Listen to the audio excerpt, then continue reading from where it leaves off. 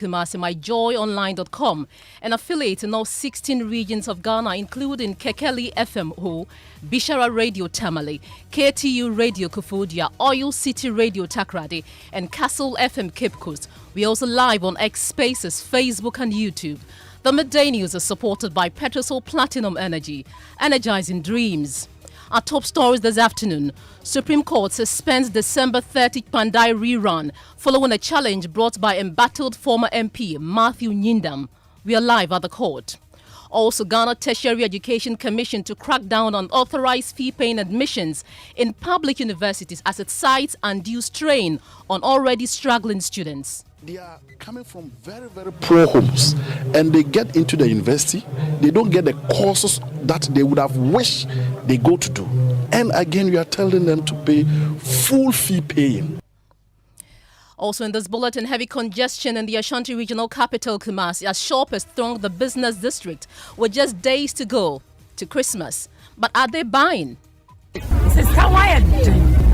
Money is hard to come by. The market isn't good, but hopefully around 24th to 25th, we begin making sales. And the new sound of Christmas, how Ghana's blend of rhymes, high life and Afrobeat is giving the festive season a fresh modern rhythm. Christmas in Ghana has always been defined by music. All along we go. And in sports, Ghana's Black Galaxies aim to impress against South Africa ahead of a potential Black Stars call-up. We have details of the sports news later. This is Joe News, independent, fearless and credible. I am Pearl Ofori.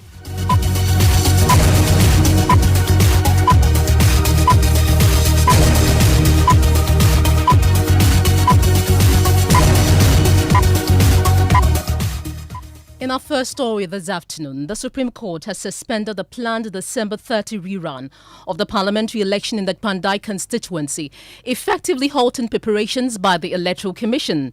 The suspension follows a legal challenge brought before the Apex Court, pending a full determination of the issues raised. While the Electoral Commission had scheduled a rerun to resolve outstanding disputes from the constituency's earlier parliamentary election. My colleague Fatal Bayaga was in court and he has these updates. It's determined. Let's wait and go through it. But I can assure you that an election in the Pandai constituency was fairly contested. The whole process ended fairly. Pronouncements were made by the returning officer. Matthew Nyindam was declared MP-elect. He has been sworn in as Member of Parliament. He's been serving as Member of Parliament. Nothing will change it. Go look at each one of the polling stations and challenge any of the results from any of the polling stations. You think what happened in Ablekuma North is going to happen in Pandai? No way. Thank you very much. But before you go, I mean, the NDC is saying that, even if there's going to be an election, a rerun, they would beat you hands down. And that's the reason why you are doing some of the things that you are doing at the moment. Is that not the case? I don't want to respond to this. Thank you very much. So that was Evans Nabako. He is the Director of Elections for the New Patriotic Party. Today, the Supreme Court sat on an order or an application brought to the court for the court to quash the declaration by Tamale High Court on the 24th of November 2025. Now, today, the legal affairs director for the MPP, Gary Nomako, made an argument in the courtroom who said that, they tried to serve the candidate of the NDC. They went to his house, they tried every means to serve him, but they could not get him. So the court should in a way grant them a substituted service for them to do that. And as we speak this morning, the court has upheld that, and the court has granted them the opportunity to go and serve the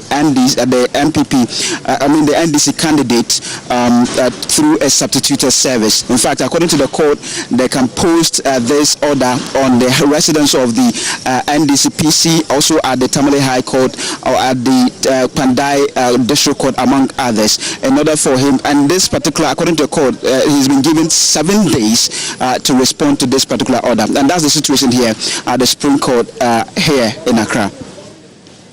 Now, do not. I haven't seen you speak to either representative from the NDC or the Electoral Commission. Have you spotted any of them?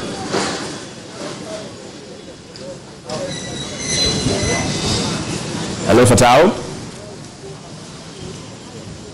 Right, so Fatau Bayaga is our correspondent at the Supreme Court. And if you're just joining us, the breaking news coming from the Supreme Court is that it has suspended the election rerun in Pandai constituency. That particular election rerun was supposed to happen on the 30th of December 2025. We'll be bringing you more details, but at the moment, let's go onto the telephone lines right now and speak to Rashid Tanko Computer, who is the Deputy Director of IT and Research with the governing National Democratic Congress. Rashid, you've always been positive about this election happening on the 30th of December. Now the Supreme Court says it should be put on hold. What do you make of that?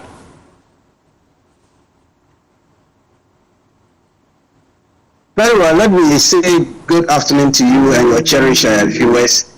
I must say, we are not perturbed with the outcome today, knowing very well that our candidate was not safe. And clearly, the court did not mince words in that, by telling them that since our candidate was not safe, they can't decide to go with their motion that they wanted to move. I told they went with the motion for substituted service.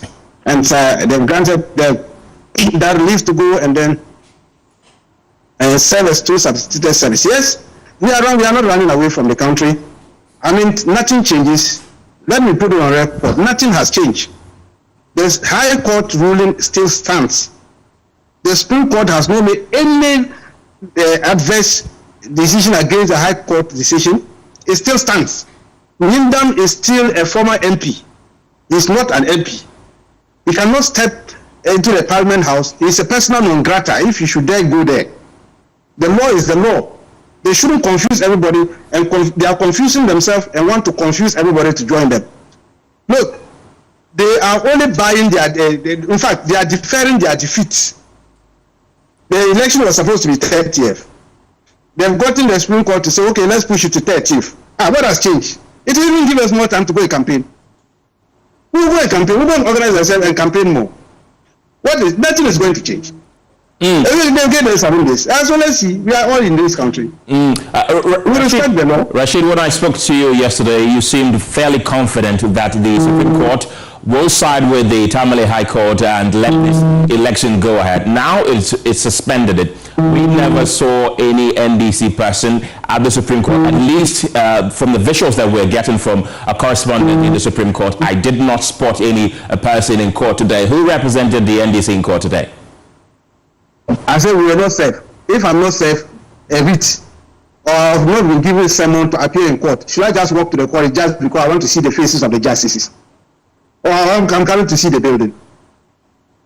We have other business doing. In fact, we are having our party activities here. We are planning to go and demolish MPP in Pandai. I should waste time and come and be sitting in the court listening to Nonsla. What they have done there is to waste their own time. That 13th they have put it there. We will slug it out with them. Are you still going to continue with your campaign? You said you were campaigning there. Because that's right. The Supreme Court says they should suspend the election. Supreme Court didn't say we should suspend campaign. They said suspend the election. They said they didn't cancel it. The wording is suspend the rerun. They didn't say cancel the rerun.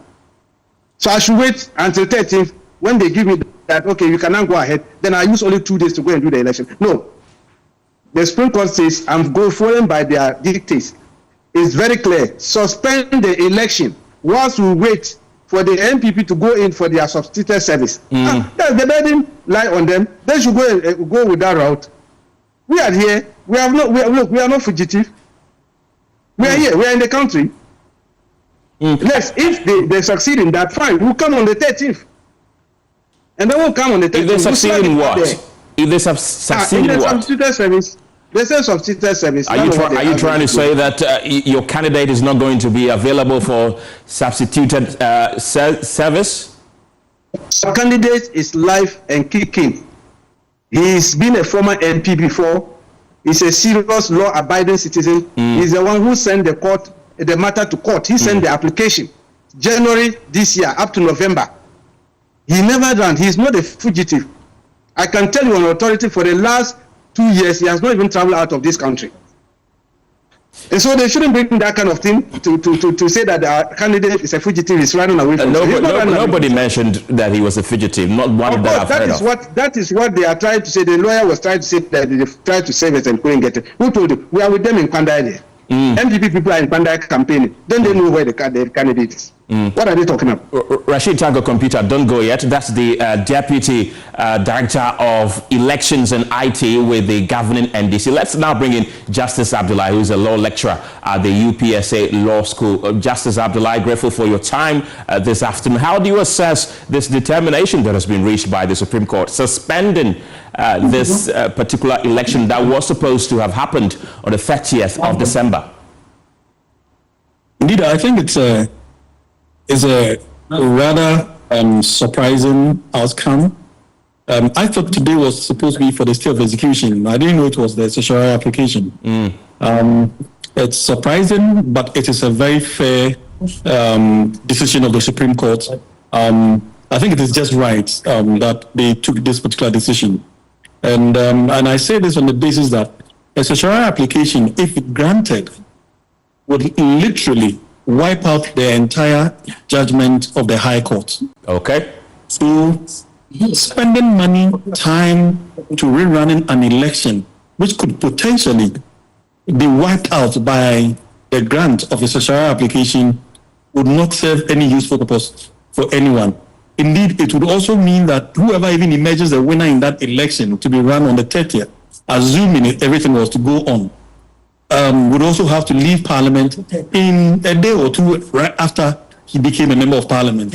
And then the old or former member of Parliament returned to Parliament. That whole drama would not serve anyone's interest. In fact, it becomes a useless exercise of judicial resources and, if you like, public resources. So I think the Supreme Court on this particular occasion got it absolutely right, thought through all the options and came out with arguably one of the best decisions that favors both parties. It's a balancing decision that each party never goes home dry. Remember, they've not thrown away the judgment because the decision has not been made yet. Okay. They are only asking for suspension of the decision, which invariably also means that the member of Parliament, the old member of Parliament, at this point sits in between. You're listening to the Midday News here on Joy 99.7 FM. Earlier you heard my colleague Kenneth Jesse on the Joy News channel speaking to the Deputy Director of Elections for the NDC, Rashid Tango Computer. You heard him there say they were not served. Also, Kenneth spoke to Justice Abdullahi, a law lecturer, and he's saying that he's not surprised and this is a fair decision by the Apex Court. Now let's move away from the court and bring you other stories. And civil society groups opposing illegal mining are demanding the dismissal of Etiwa East Municipal Chief Executive Ernest Intim following a court ruling that found him complicit in Galamsey activities on protected land in the eastern region. The Kofodio High Court too fined him 12,000 cedis after initially sentencing him to 8 days in jail.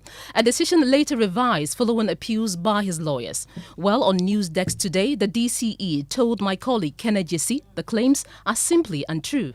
Nothing. I've never gone anywhere. And the issue about that is about land litigation between Asamanta and Kase, which is a known issue, even to the BNI officers around and national security and all those areas. It's a known issue. And that's why I'm saying that if you're a judge and you claim that somebody have just gone to a certain land, and his counsel, his legal lawyer, he said that play that video for us to see. He said, no, you have watched it in your room. And that is why we filed an appeal yesterday. Yesterday, we prepared an appeal. We are working on it. The lawyers are on it. We spoke to some of the residents in your community yesterday. Most of them are divided. And some of them are of the conviction that it is indeed true that you, the DC, are engaged in illegal mining in that area.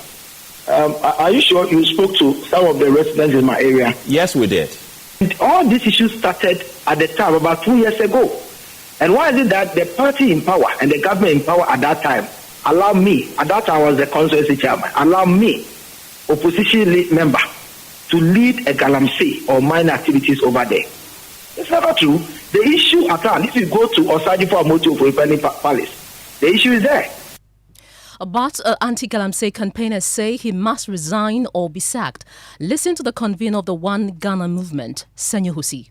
This, if is led to slide, will be impunity and also be political corruption. So we expect strong leadership from His Excellency the President in this particular matter.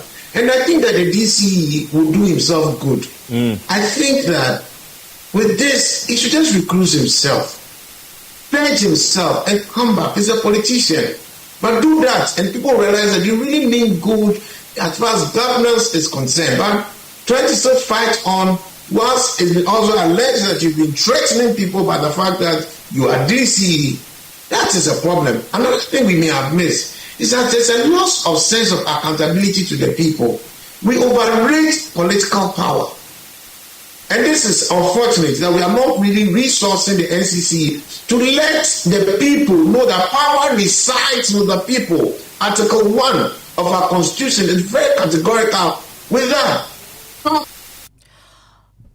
Also, the convener of the Ghana Coalition Against Illegal Mining, Kenneth Ashigbe, has urged the president to use Intim's case as an example, sending a strong warning to other government officials to steer clear of illegal mining. For this particular case, the president should be asking him to step aside, and we should investigate to really clear him that he is not involved in it. But it is not just this particular MC. There are a lot of the MCs who themselves are complicit, and there are a lot of politically exposed persons. What is happening to the people who are named?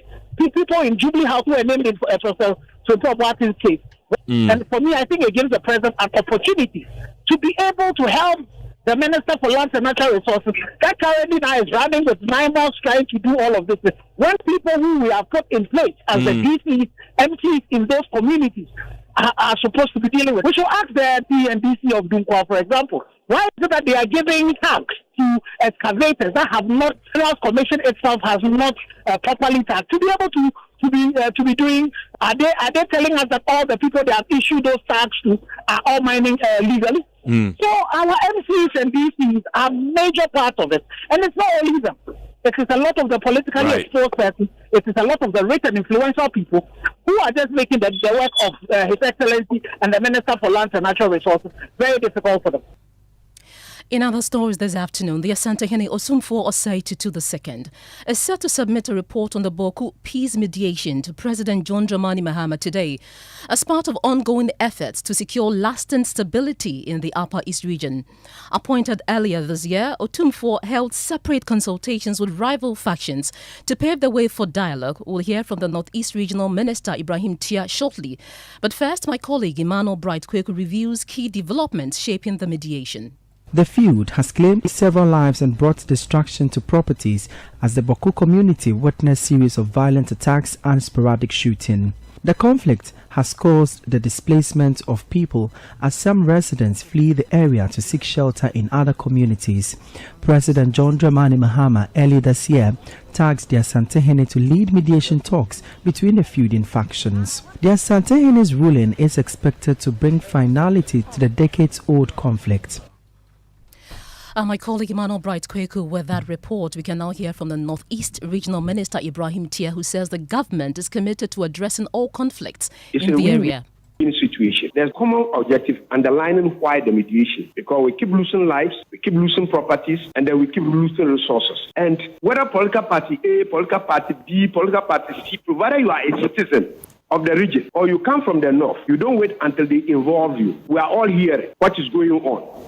We are on board. We need broader consultations. There are other stakeholders who are not part of the mediation processes. We need to bring them together. No, look, this is it. What is your stake? What can we do to bring lasting peace to the area? Because lives matter, property matter, and for matter, that is the underlying principle that should guide whatever the processes are, so that we all move together in peace.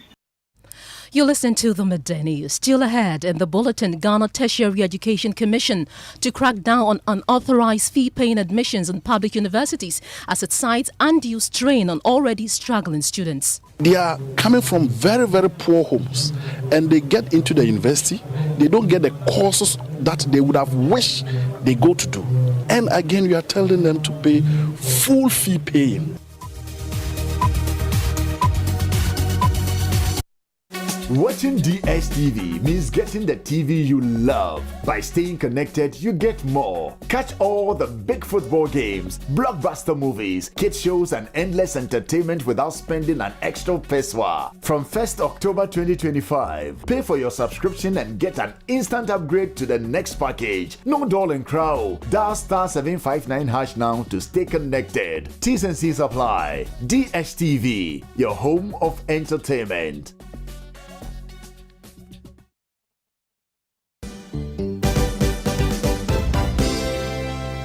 On the 1st of January 2026 at Doom 106.3 FM. Yes, strictly high life, Jumedino, yeah, bro. We know a year all in one live band music session. And yeah, you would DJ Sakuninibi to say DJ Andy Dusty. Only DJ Billy Ocean. I'm over pro Monsano. I'm a yet.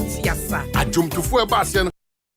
FPAC is effective for headaches and relieves the symptoms of flu, colds, and catarrh. FPAC blows away the pain associated with sore throats. During and after a hard day's work, FPAC relieves you of body pains. After the day's sports workout, FPAC helps the body to control the aching muscles. FPAC is effective against feverishness. FPAC reduces body temperature associated with malaria and other fevers. FPAC is effective against rheumatic pains. You can find FPAC in all pharmacy and chemical select shops throughout the country. FPAC is not recommended for children less than 16 years of age, ulcer and asthmatic patients, pregnant and lactating mothers. If symptoms persist for more than 2 days, consult your doctor.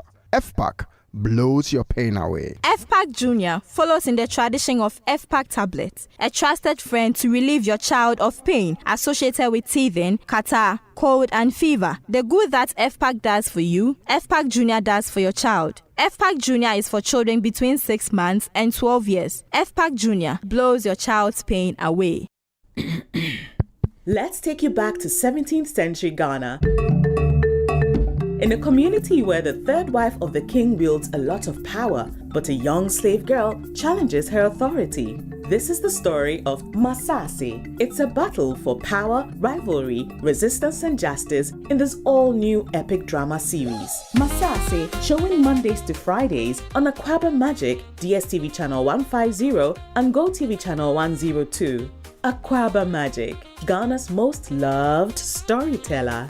From Lagos to London, from New York to Kingston, from Durban to Korle Ghana, everyone is coming to Ghana to taste the culture. On the 26th of December, the Black Star Square becomes the heartbeat of the continent. With Black Sheriff, Omale, Tiwa Savage, King Promise, Jackie, Amare, and more on stage. It's Taste the Culture, the Black Star Experience. Hashtag Taste the Culture is sponsored by Kivo, Goyle, MTN, Bost Energies, Ghana Gas, and supported by New Gas, Softcare, and GNPC. For tickets, dial *714*91# or visit www.tastetheculturegh.com. In my head, everything I touch is blessing.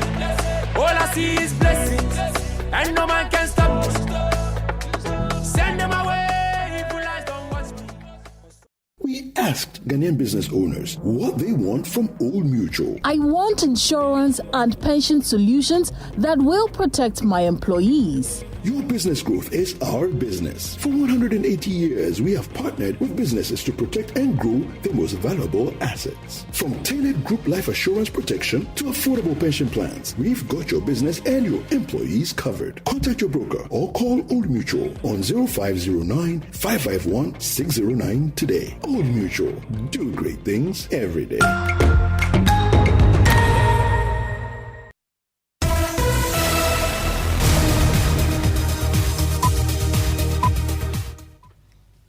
And you're welcome back to the Midday News. It's time for us to do sport, and I have Mubarak here. Yes, for Ghana's home-based national team, the Black Galaxies, take on South Africa in a friendly match in Soweto today at 2 p.m. Now, head coach Kasim Mengle says the team is focused on performing well to give players a chance at a potential Black Stars call-up ahead of the 2026 FIFA World Cup. Football is about mentality, and it's an opportunity. Whenever you give an opportunity to somebody, you have to prove it. Because we'll be going to World Cup, and we need some of our local boys to strengthen the team. So definitely, when you come and play against Bafana, they are among the best 3 teams in Africa.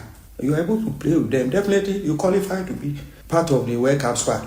So I don't think the players here are going to be run over just like that. I think they are coming to Cuba with a good performance. It's going to be a very competitive game.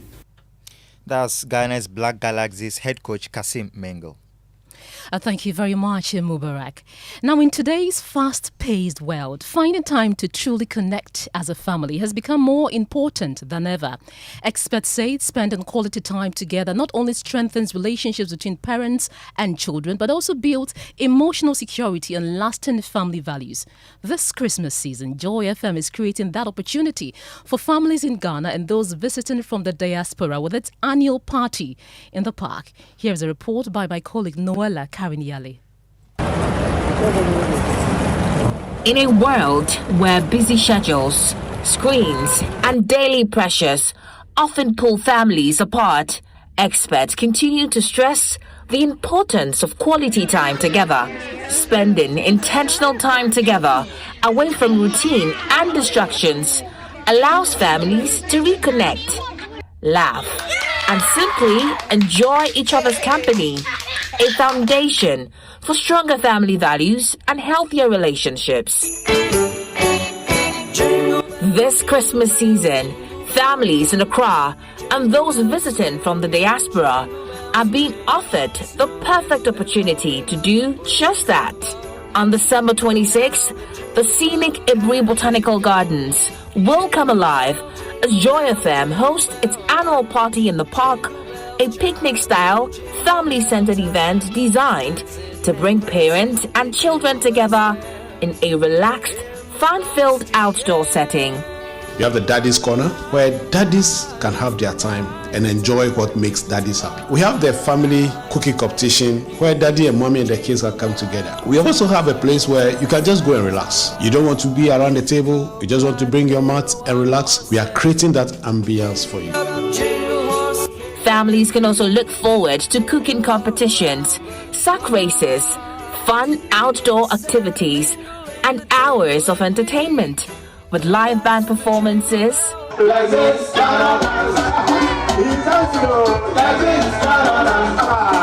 artist appearances,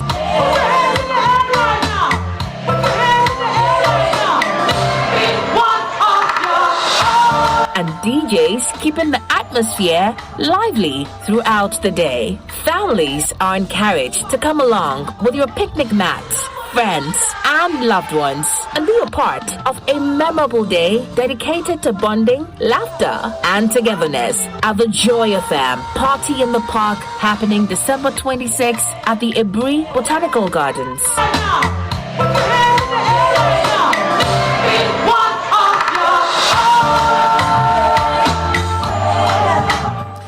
That report by my colleague Noella Karinyale. Let's take you to the Ashanti region now. And there is heavy traffic building up in Kumasi ahead of the U-Tide. Our reporter Irabna Akoye has been speaking to drivers, the Kumasi Metropolitan Assembly and traders about why the city is struggling under such heavy traffic. The city's population always swells during the festive season, but the December influx is especially intense. The city becomes a major commercial hub at this time of the year.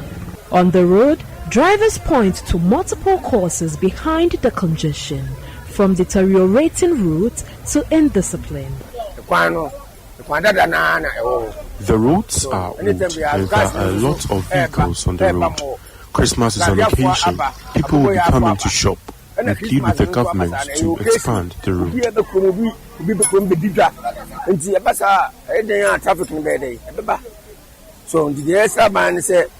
A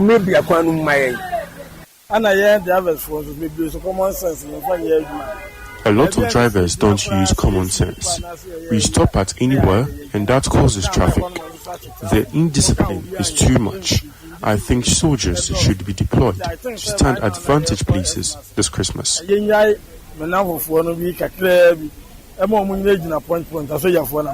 Despite the massive foot traffic in commercial centers, traders say the crowds have not translated into strong sales.